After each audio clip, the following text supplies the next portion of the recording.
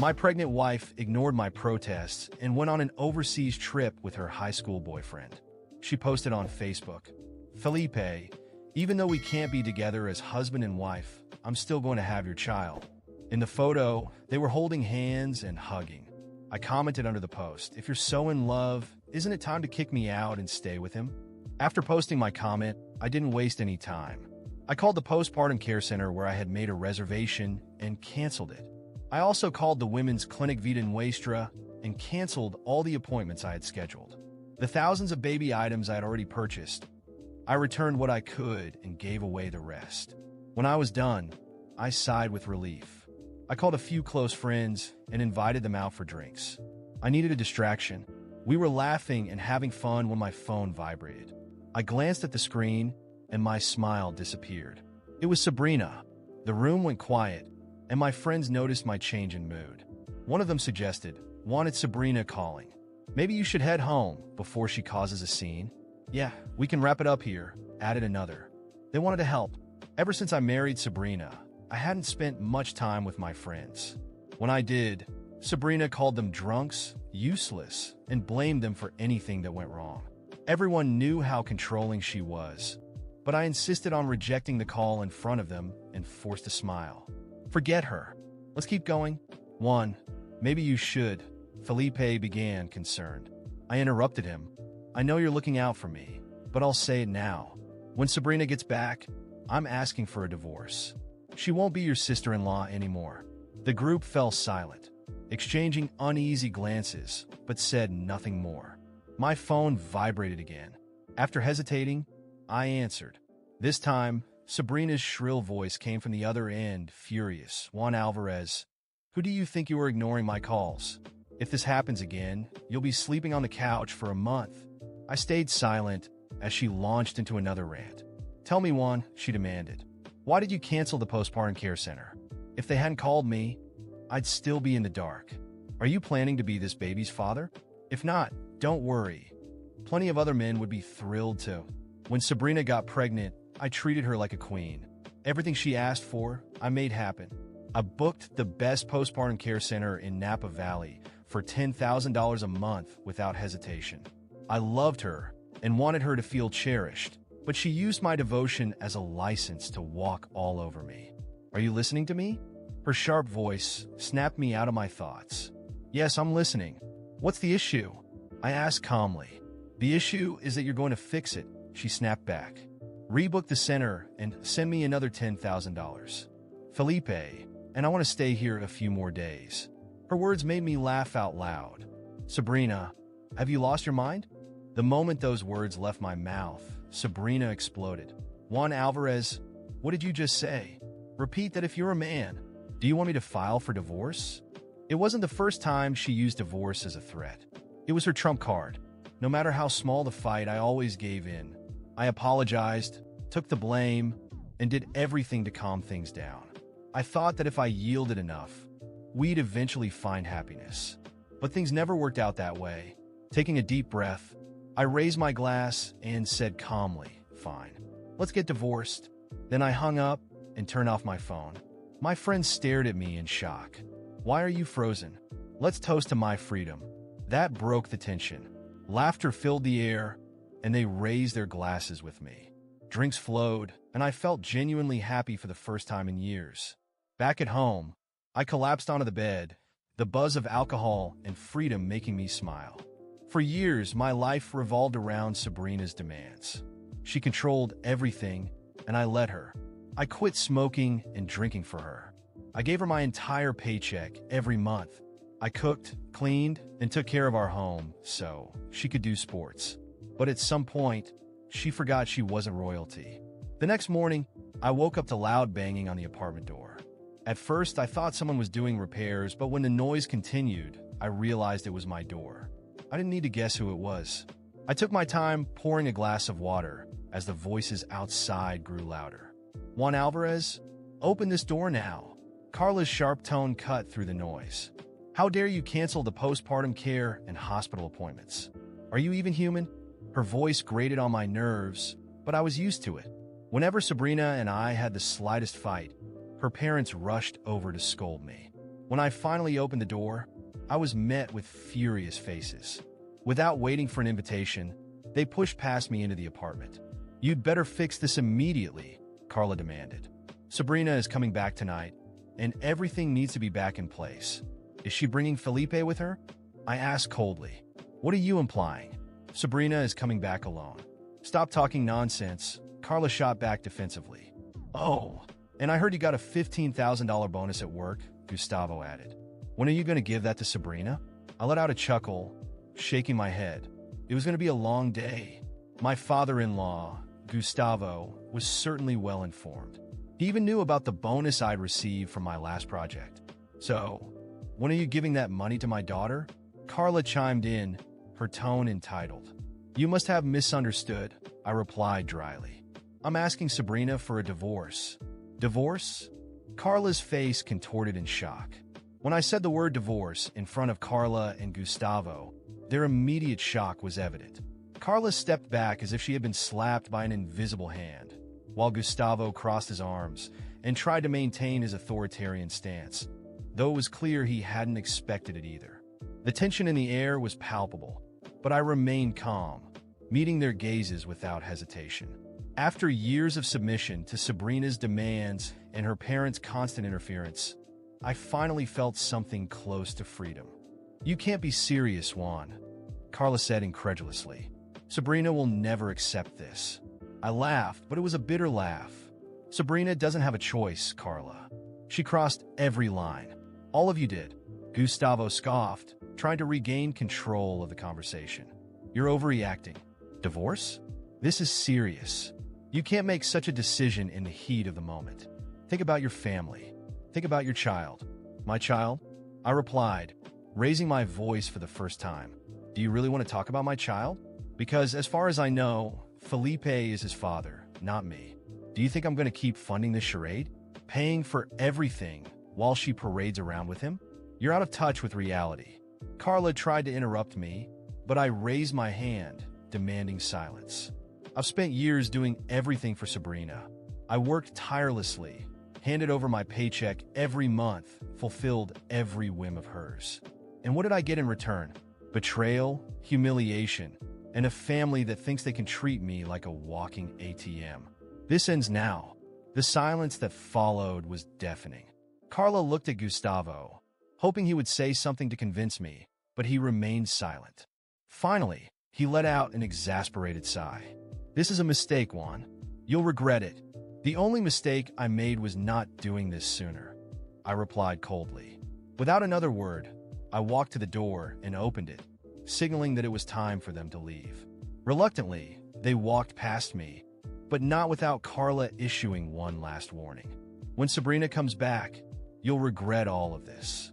She won't let you get away with it." I simply closed the door without responding. For the first time in years, I felt like I had some control over my life, and I wasn't going to let empty threats intimidate me. I spent the rest of the day reorganizing the house. I removed every trace of Sabrina. Photos, clothes, trinkets she had left around the apartment. Everything that belonged to her was packed into boxes and stacked near the door. When I was done, I looked around and felt a massive weight lift off my shoulders. The house finally felt like mine. Later that day, my phone started vibrating again. Sabrina was trying to call, but I didn't answer. After several failed attempts, she started sending messages. At first, they were insults, then threats. She said she would ruin my life, that I would pay for everything. Eventually, the tone of the messages changed. She started pleading, saying she loved me, that we could work through this. But I knew it was just another attempt to manipulate me. I ignored all the messages and blocked her number. I was determined to move forward, no matter the cost. The following night, around 10, there were violent knocks at the door. My heart raced, but I wasn't surprised. When I opened the door, there was Sabrina, accompanied by Carla and Gustavo. Her face was red with fury, and she wasted no time before starting to yell. "Juan, what the hell do you think you're doing? How dare you treat me like this after everything I've done for you?" I laughed, but it was loaded with sarcasm. "What have you done for me, Sabrina? You spent years using me as an ATM, as a servant, while you cheated on me behind my back. And now you have the audacity to come here and act like you're the victim? She tried to step inside, but I raised my hand. No, you're not crossing this door. Your things are there. I pointed to the boxes, and I'm going to ask you to leave now before I call the police. Sabrina froze for a moment, but quickly recovered and began yelling again, calling me ungrateful and saying I deserved worse. Carla tried to intervene, claiming I was being unreasonable, but I simply ignored her. Gustavo, on the other hand, remained silent, watching everything with a look that seemed genuinely concerned. Finally, after a few more minutes of shouting and accusations, Sabrina picked up the boxes and stormed out, slamming the door behind her. Carla and Gustavo followed, but not without throwing me looks full of contempt. When the door finally closed, I felt exhausted but also relieved. In the days that followed, Sabrina tried everything to retaliate. She hired a lawyer and filed a claim for alimony and division of assets, even though everything we had was acquired through my hard work. She started spreading rumors among our friends and family, painting me as a cold and calculating monster. But no matter how hard she tried, I was prepared. My lawyer successfully refuted every accusation, and when the truth about her relationship with Felipe came to light, she lost most of the support she had. In the end, the court ruled that she wasn't entitled to anything, except for a small amount to cover temporary expenses, and even though it was limited to a few months. The final verdict was a relief. I was finally free, and for the first time in many years, I felt like I could start my life over without Sabrina, without the constant pressure to satisfy someone who was never content. Looking back, I realized that every sacrifice I made was in vain, but it also taught me a valuable lesson. No matter how much you love someone, if that person doesn't respect you, you'll never be happy. With a renewed heart, I began planning my future, knowing that from that moment on, I would be the master of my own story. After months of dealing with the aftermath of the divorce, it seemed like my life was finally heading in a stable direction. However, Sabrina wasn't ready to give up. Despite losing the court case and being publicly exposed for her relationship with Felipe, she kept trying to provoke me. Sometimes it was through indirect comments on social media, other times through rumors she spread among our acquaintances. But what truly enraged me was finding out that she was living with Felipe and boasting that she was supporting him with the money she took from her ex-husband. An old coworker called me one morning to tell me that Sabrina had been bragging about still relying on the money she got from me in the court settlement. She was also planning a lavish party to celebrate her eternal love with Felipe and boasted that everything was being funded by the idiot ex-husband. Those words made my blood boil. But more than anger, I felt a newfound determination. It was time to enter game once and for all. I spent weeks carefully planning every move. Through mutual contacts, I uncovered details about her current situation.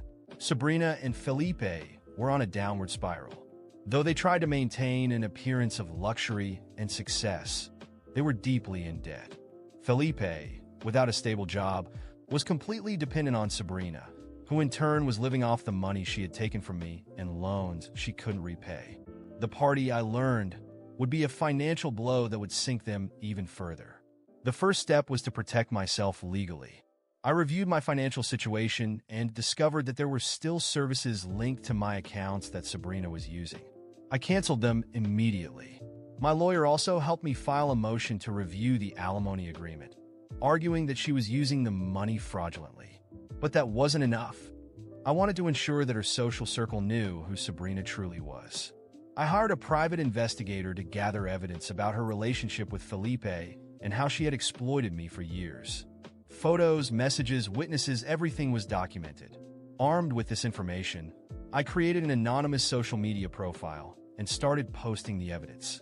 Every detail was exposed: her betrayal, her lies, and how she lived a life of appearances based on manipulation and deceit. The truth spread quickly, and many of the guests invited to her party began canceling their attendance. On the day of the party, Sabrina tried to carry on with her plans as if nothing had happened. Felipe, however, had already seen the posts and was furious. According to some attendees, during the event, Sabrina tried to defend herself, claiming the accusations were false and that I was a bitter ex-husband. But Felipe, apparently drunk and tired of the lies, lost control and started yelling at her in front of everyone. The argument was so intense that most of the guests left before the event ended. Felipe accused her of ruining his life, manipulating him into a relationship he couldn't sustain, and finally stormed out, leaving her alone in the middle of the chaos. The days that followed were devastating for Sabrina. Her reputation was destroyed, many of her friends abandoned her, and her financial situation worsened. Unable to maintain her lifestyle, she was forced to move back in with her parents, who, I heard, weren't happy about the situation either. Felipe disappeared from her life soon after. Their relationship completely collapsed once he realized that Sabrina could no longer support the lifestyle he wanted. Felipe, for his part, quickly tried to rebuild his life with another woman. His reputation was also tarnished, as it became public knowledge how he had actively participated in betraying me. From what I heard, he tried working on a few projects, but the shadow of his past actions followed him, and his success was limited. No one trusts someone who destroys others' lives for personal gain. Carla and Gustavo, Sabrina's parents, also paid the price. For years, they had supported their daughter's selfish decisions, defending her behavior and attacking me. But when Sabrina returned home with no money or future, they began facing criticism from their own circle. Even some family members confronted them for not intervening earlier and allowing their daughter to live a life built on lies. And me? I finally found peace. After winning the review of the alimony agreement, I managed to recover some of the money Sabrina had taken from me. I used those funds to focus on my own projects, traveled, met new people, and rediscovered passions I had set aside during my marriage. Most importantly, I learned to set boundaries and never allow anyone to trample on my dignity again. Looking back, I realized that all the pain I went through with Sabrina was a hard but necessary lesson. Her downfall was a consequence of her own actions, and while I didn't set out to destroy her, I had no qualms about defending myself. Life gave me a second chance, and this time, I'm making the most of it. Meanwhile, Sabrina and the others continue to deal with the ruins of their own decisions. Justice, in the end, ensured that everyone got what they deserved.